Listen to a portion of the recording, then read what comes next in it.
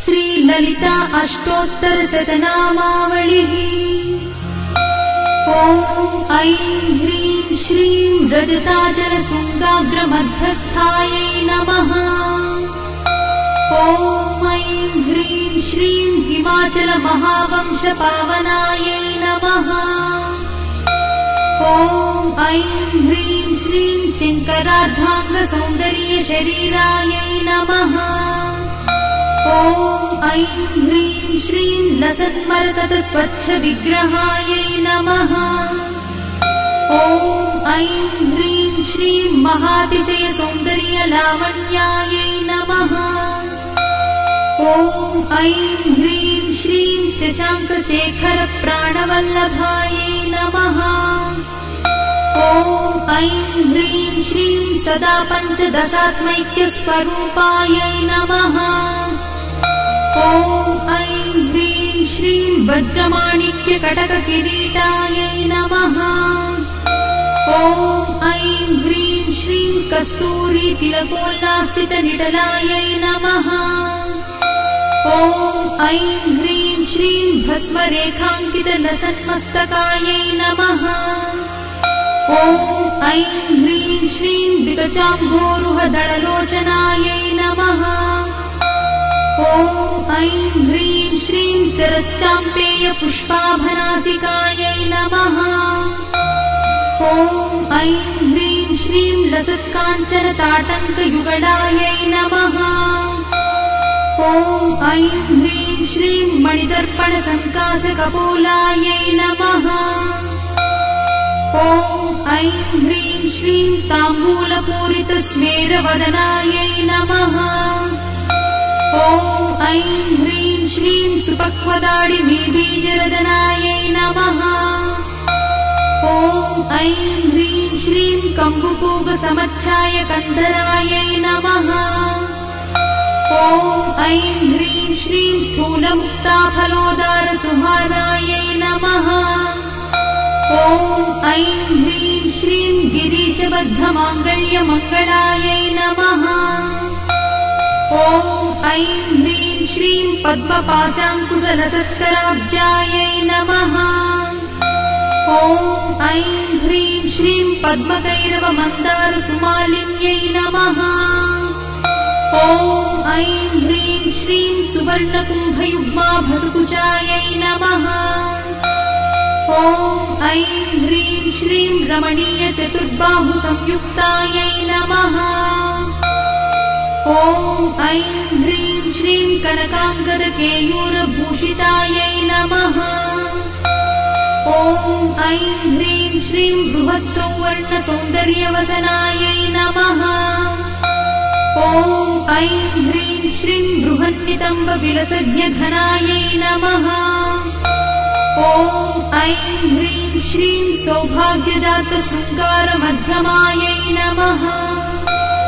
ॐ ऐं ह्रीं श्रीं दिव्यभूषणसन्दोहराजितायै नमः। ॐ ऐं ह्रीं श्रीं पारिजातगुणाधिक्यपदाब्जायै नमः। ॐ ऐं ह्रीं श्रीं सुपद्मरागसङ्काशचरणायै नमः। ॐ ऐं ह्रीं श्रीं कामकोटिमहापद्मपीठस्थायै नमः।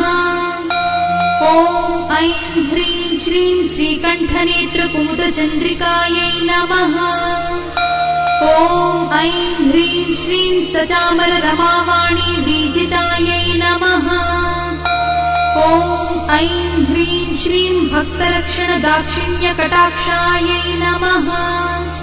ॐ ऐं ह्रीं श्रीं भूतेशालिङ्गनोद्भूतपुलकाङ्ग्यै नमः। ॐ ऐं ह्रीं श्रीं अनङ्गजनकापाङ्गवीक्षणायै नमः। ॐ ऐं ह्रीं श्रीं ब्रह्मोपेन्द्रशिरोरत्नरञ्जितायै नमः। ॐ ऐं ह्रीं श्रीं शचीमुख्यामरवधूसेवितायै नमः। ॐ ऐं ह्रीं श्रीं लीलाकल्पितब्रह्माण्डमण्डलायै नमः। ॐ ऐं ह्रीं श्रीं अमृतादिमहाशक्तिसंवृतायै नमः।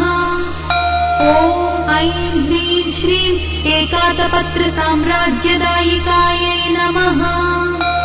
ॐ ऐं ह्रीं श्रीं सनकादिसमाराध्यपादुकायै नमः। ॐ ऐं ह्रीं श्रीं देवर्षिभिस्तूयमानवैभवायै नमः। ॐ ऐं ह्रीं श्रीं कलशोद्भवदुर्वासपूजितायै नमः।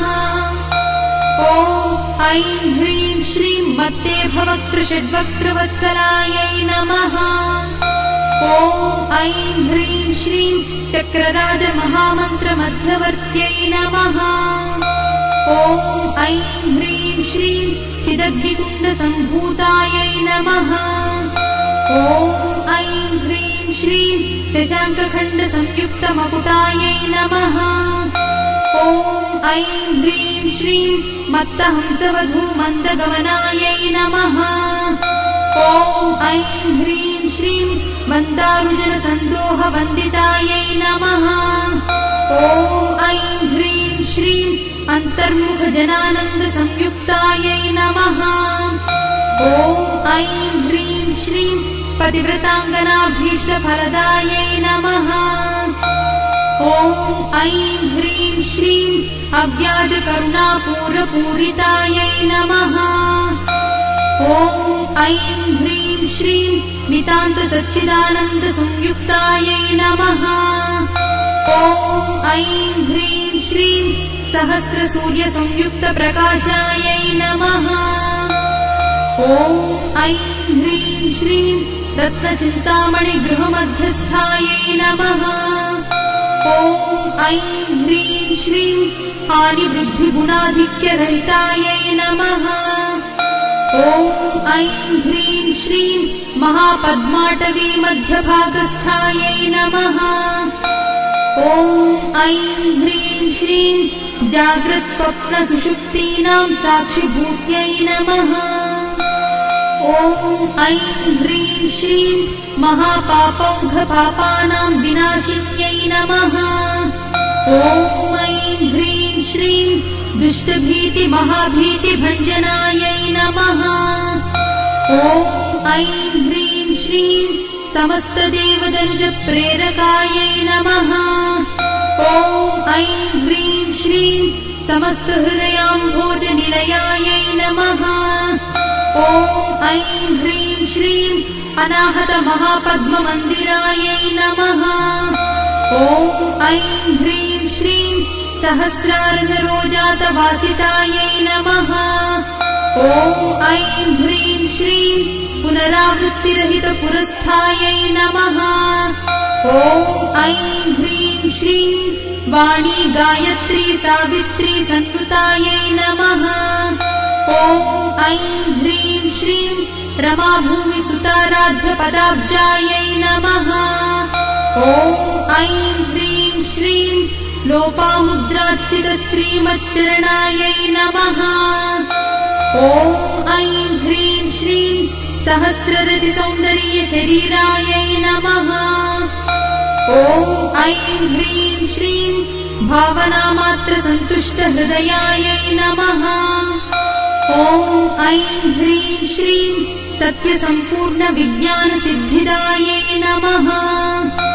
ॐ ऐं ह्रीं श्रीं त्रिलोचनकृतोल्लासफलदायै नमः। ॐ ऐं ह्रीं श्रीं श्रीसुधाब्धिमणिद्वीपमध्यगायै नमः। ॐ ऐं ह्रीं श्रीं दक्षाध्वरविनिर्भेदसाधनायै नमः। ॐ ऐं ह्रीं श्रीं श्रीनाथसोदरीभूतशोभितायै नमः। ॐ ऐं ह्रीं श्रीं चन्द्रशेखरभक्तार्तिभञ्जनायै नमः।